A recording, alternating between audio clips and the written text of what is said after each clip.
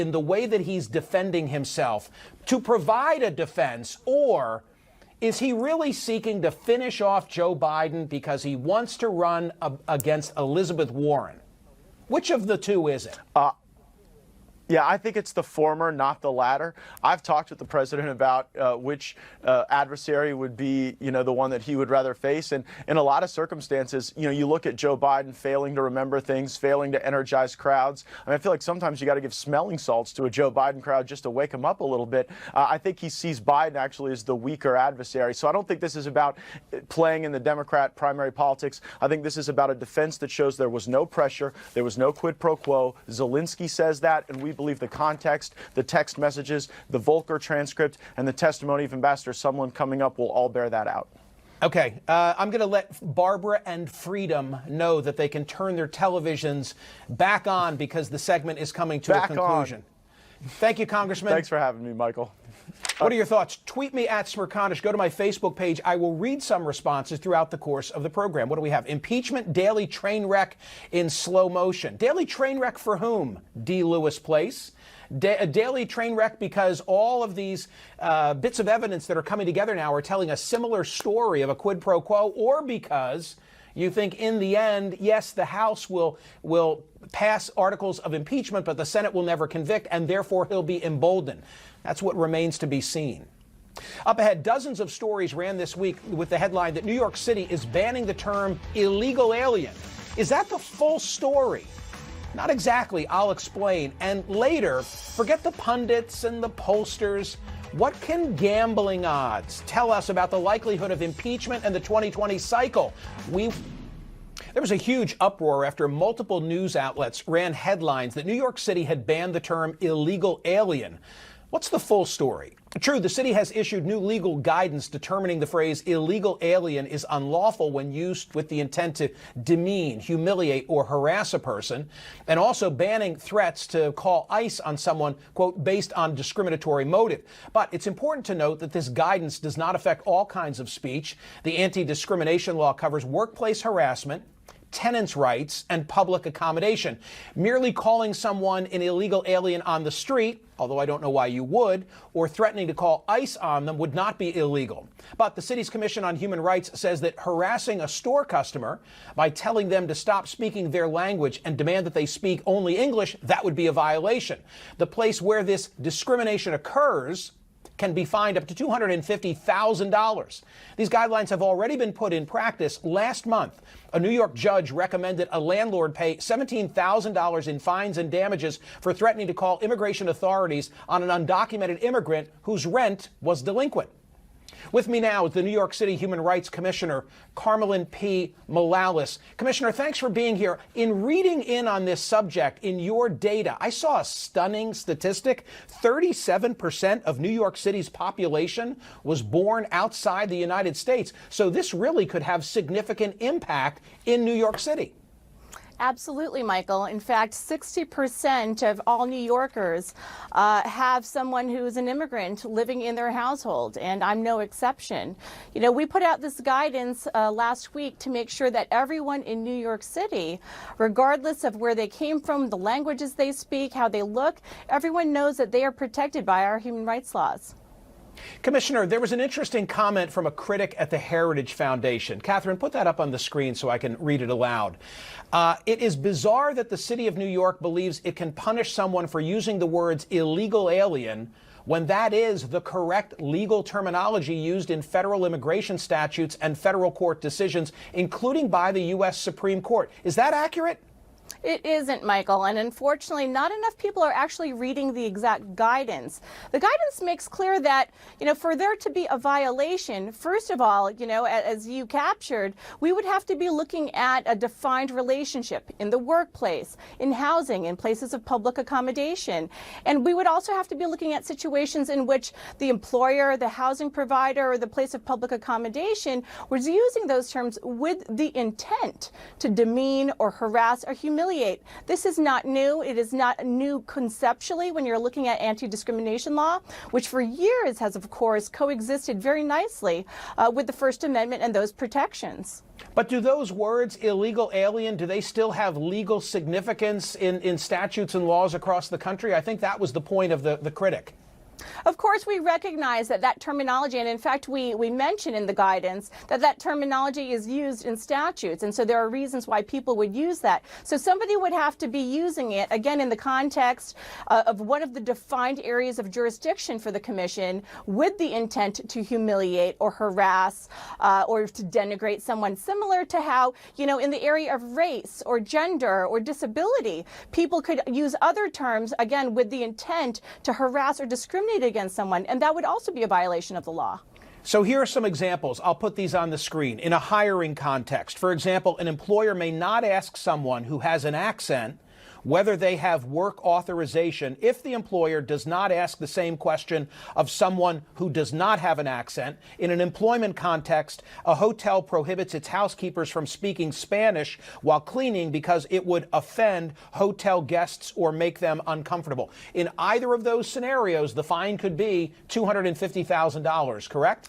Well, something to make clear here is that in the entire history of the Commission on Human Rights, only once, dating back to the 1940s, has there ever been a penalty of $250,000 that high reached. That is the jurisdictional limit that we are able to levy for a discriminatory act. In fact, in most situations, whether or not there is even a decision to levy a penalty is made by looking at the circumstances of each individual case, including, of course, the size of the entity, the circumstances underlying, the sophistication. In many instances, fines are not even levied.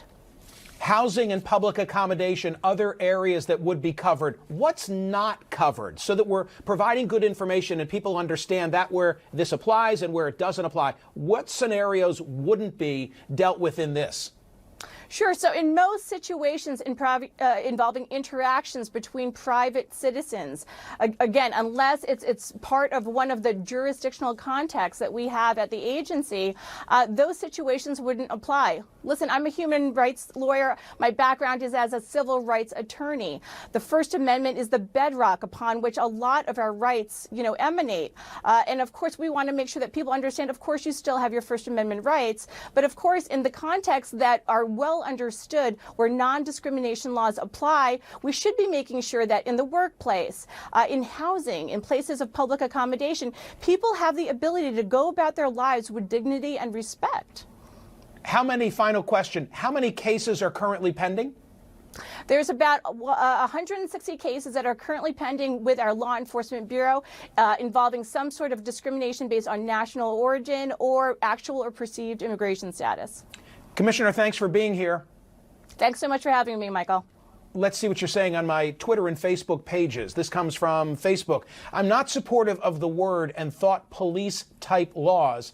I believe New York has it law. Lewis, I think this will be litigated. I'm not sure where it ends up, but I think there's a lot of confusion that I hope we shed some light on as to where it applies and where it doesn't apply. Up ahead, we're all deluged by polls in this business, but often it's impossible for the pollsters to keep up with the fast-moving news cycle. What if I told you that a better real-time indicator for the presidential election or impeachment and other issues are who knows more about impeachment 2020 gamblers?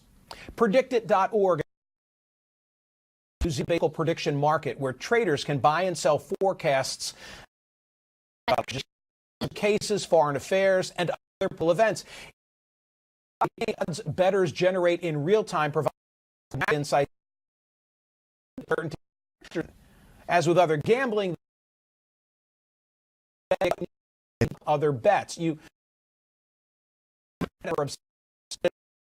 higher that number, the higher. Joining me now is also a 2016 congressional New York and corruption in New York. Let's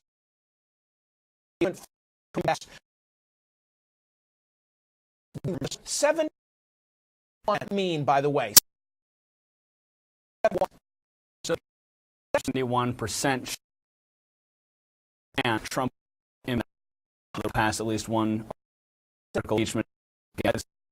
That if you get these shares at 71 cents and it turns out to happen, you would win. Is the implied Said differently, there's a 71% likelihood to impeach during his first term by the House. Now, will he be in the Senate in comparison to 71 cents, 17 cents? Much less, yes. And this isn't the Senate is Republican controlled and the House is Democrat controlled, but you're actually seeing this market slip a little bit in the last couple of days with some of the new revelations about it's going a little higher from high 60s to low 70s, and yet the Senate is coming down from 20-21%. She will, but it's suggesting that that removal from office may be becoming less likely.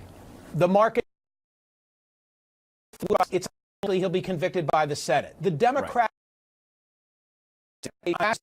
Joe Biden, widely regarded as the front market, says differently. Explain Joe Biden. Right. So this is fairly not only than 50% out in this leading the pack for a little over a month within the last couple of weeks as some of the polls caught up to that as Biden's gotten wrapped up in the Ukraine scandal and as of course Sanders has suffered from some additional this support, and she is now not in front runner. Your market thinks twice as likely as Joe Biden. The Trump so 30-cent bid to win $1. Trump is, the leader, but he's an incumbent. You would, yeah, and in fact, he's the Republican nomination, which for an incumbent should be 100. Here, in terms of the field, the likely to win, but he is under 50%, well under 50%, which is as another wager where it's a generic green 57 to win the 2020 presidential election. Square two. Well, so you have Trump trading at about 40, Republican candidate here at 45 cents to win. See 200 cents. I need to normalize them, take them down a cent. Odds that a Republican, a non-Trump Republican, could win. That's Mike Pence, or the incumbent by the time we get to election day, who could sweep in and take the nomination array with the impeachment proceedings. Now, and it's markets like these that can give you a sense and when and how. I got to get more on the screen. Talking about Hillary Clinton. Why are people wagering Hillary Clinton? She's not going to run, but she's saying she's not going to publicize her, and she's explaining why she was a better candidate, why she lost level, and why she would do better. So people saying not to, or really any prominent politician face value. So they're still saying she's not likely to. 17 odds of winning the nomination should she win. 30% likely to win if she jumps. Well done. Over it. Isn't that what I'm supposed to say? Absolutely. Yeah. Meetings at the door. It's all about how to make the best by the real time, maybe not by of what the broader. Thank you. Let's check in on your tweets and Facebook comments. What health a legitimate concern, and polls show the bill on Warren for now. Look, we wish Godspeed to Berger's. That market that I was just discussing with Flip has shift of his heart attack and so on and so forth. Hope that he's healthy. I want to remind you to answer the survey question. It's Mercantile. He's responding to impeachment. Is he pure and simple, that's it, or really Biden so as to elevate Warren? Still, a research experiment conducted by the MIT. Fascinating insight into how independents are reacting to the left of Democratic presidential candidates. And Jewel understood to teens, they seem to have literally taken a page from Big Tobacco. A look at how Jewel's creators, both students of Stanford, used my product to young people. Theory advanced by many observers of the candidate debates. Now, an experiment conducted by a research associate at the MIT Election Lab, Alexander Agajanian, may provide an answer. Here's how it worked. A random half of the almost 4,000 participants were given a news snippet that portrayed a more progressive ideology that has emerged at the debates thus far, including policies such as decriminalizing unauthorized border crossings, expanding undocumented immigrants' access to government services, replacing private health insurance with a government-run system, and establishing free public college education for all children from working-class families. The other half of the participants read about unrelated topics. All of the participants then recorded how they plan to vote in 2020. And what they found doesn't bode well for the progressive shift of the 2020 field. As the research associate points out, quote, when deciding between Mr. Trump and the Democratic nominee, voters in the middle, the independents who could ultimately tilt things in Mr. Trump's favor, became 6 percentage points less likely to vote Democratic after reading about the leftward turn compared with the independents who had read the innocuous content. The study also showed no evidence that the more progressive news clippings made Democrats more motivated to vote or campaign for the Democratic candidate. The results suggest a double-edged sword, but with one clearly sharper side, the potential of producing Republican gains among a key swing group. So, are Democrats giving Republicans a head start in making themselves a target? This study suggests the answer is yes. Still to come.